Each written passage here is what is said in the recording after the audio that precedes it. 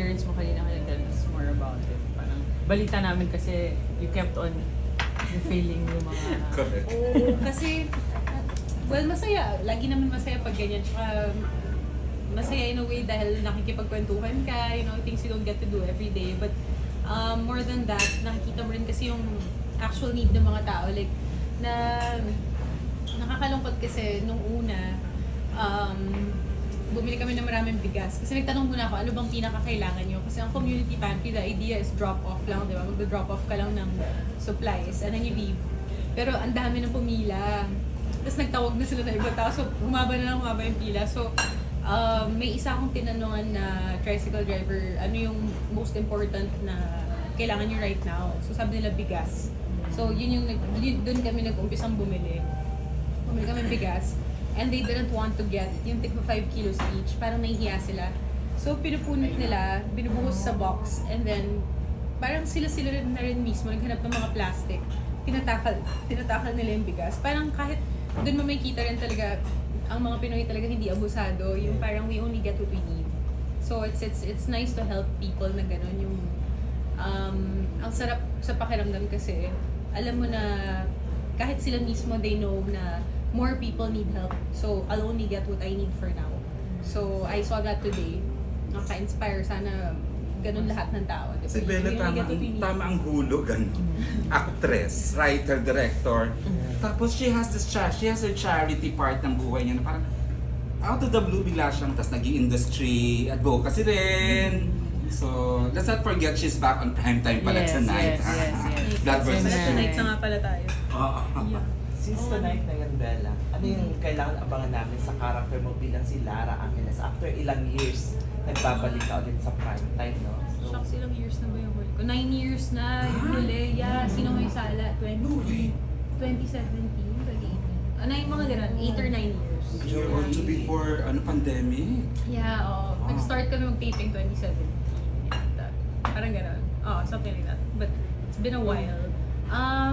I'm a bit nervous, syempre, kasi first time back. But I don't know kasi what the viewing habits of people are na now. Especially, I was also gone for a while. So, I don't know yung Gen Z ba ngayon, alam ba nila yung impact ng prime time? Kasi kami dati, ang big deal for us to be told na you're gonna be on prime time or even just to watch something on prime time with your family before was a big deal. Kasi parang ano yun, ritual ng pamilyang Pilipino, di ba? Pag nanood na kayo ng mga programa pagkatapos ng balita, it's a family thing. So, for actors naman, pag sinabihan ka na your show is on prime time, it's also a big deal kasi parang, okay, I made it. Parang, yes, we made it. So, to be back on this time slot is very exciting and also nerve-wracking kasi our show is hard to do. We're doing an action drama series. So, right now, actually Monday is a regular taping day for us. Usually MWF kami nagtitaping. So today lahat kami walang taping. Medyo kinakabahan na ako ng konti kasi wala kaming maraming pondo. And konti lang naman kaming artista dito, hindi naman siya like big cast. So oo nga no. Ano kaya mangyayari sa amin sa next episode? Sa mga susunod na kabanata. what made you say yes para gawin yung proyekto? Since action, madugo siya, pero punpuno ng puso na napanood namin. Thank you. Ay, nakanood ka doon sa Trinoma.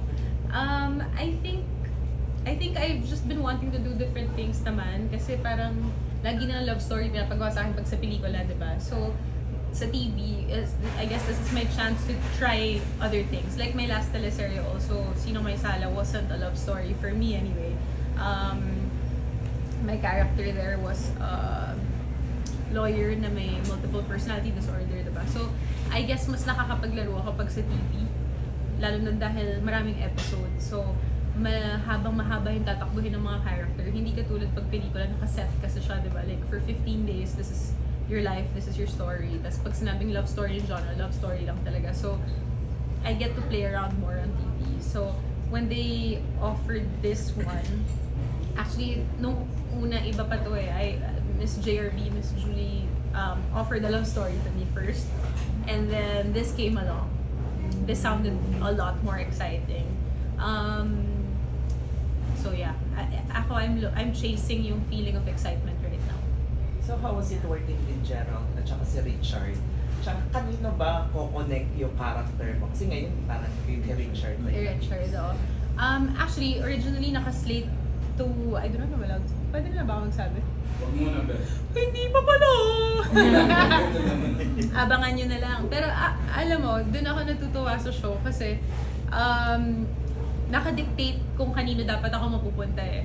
And kung kanino kami mapupunta. But something happened while we were taping na unexpected. Parang there was unexpected chemistry, I guess. So, it went a different direction first. So, and we're following that right now before we go where I'm supposed to go talaga. So, yun din yung beauty ng TV because we have a lot of episodes. We can play around and, you know, the story can change, the characters can change pa. So, hindi namin nga in-expect kasi yung magiging chemistry on set with very simple scenes na hindi sadya. Wala namang any insinuation of love or kilig or anything. Pero, kinikilig sila sa set. So, parang tinuloy na lang. Parang, sige, i-lead muna natin dito konti bago natin ituloy yung storyline talaga.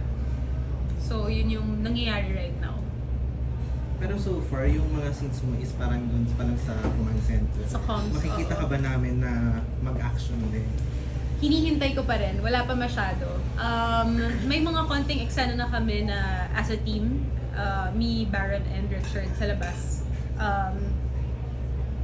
Nakanood ka rin ba sa trailer? Ayan, okay. So, alam mo naman na hinahanap namin si Gerald, diba? So, may mga scenes na kami na shoot for week 2 and week 3 na yung unit talaga namin, like me, Baron, and Richard trying to, I guess, corner Gerald. So, ang ganda rin ng pagka-shoot nun. It was 3 units who shot it all in one day in this beautiful location. It was an old paper mill, paper factory sa Navotas, and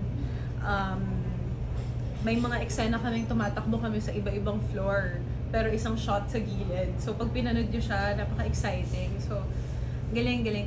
I'm surprised. Kasi pag nandun ka, while you're doing it, it's tiring, it's hard, it's madumi, mainit. Pero, pag napanood mo na yung finished product, parang, nga, no, it makes sense kung bakit tayo nandito today or like why we're taping it here today.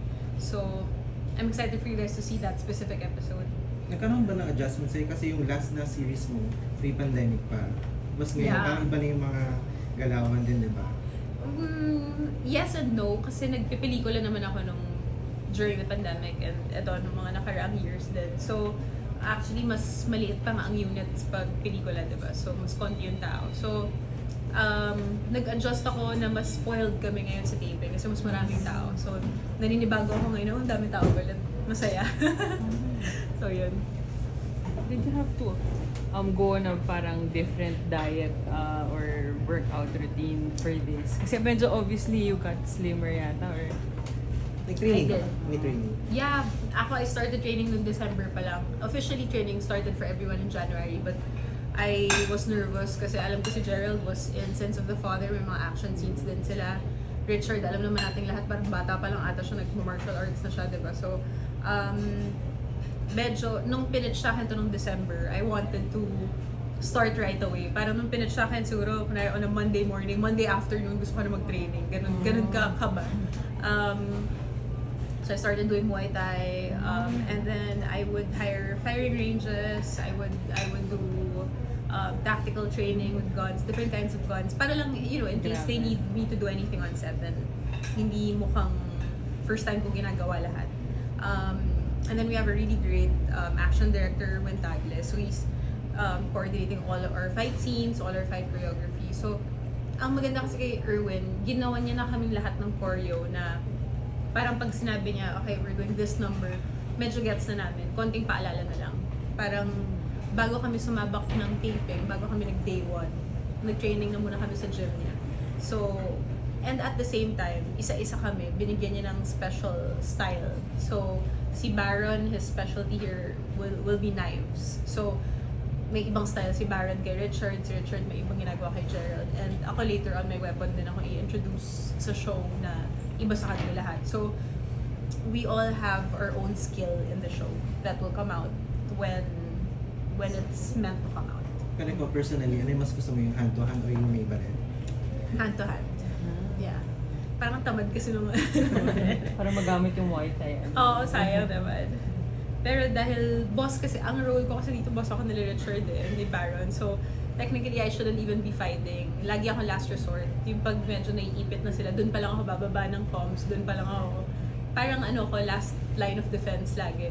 So, kaya nga ang tawag sa kanya lagi siya yung utak ng mission. Kasi, I'm really just supposed to make them move.